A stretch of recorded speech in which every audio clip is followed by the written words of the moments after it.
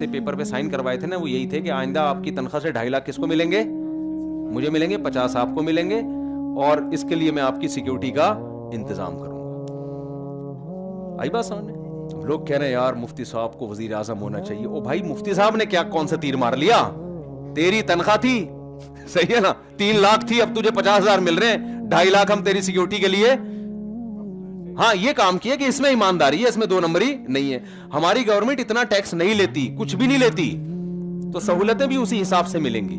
باقی جتنا لیتی ہے دیتی الحمدللہ بالکل بھی نہیں ہے، اللہ کا بڑا فضل ہے یہ۔ تو جتنا ٹیکس لے رہی ہے نا وہ اتنا بالکل بھی نہیں دے رہی، تو سارا فالٹ گورنمنٹ کا ہے، حکومت کا ہے۔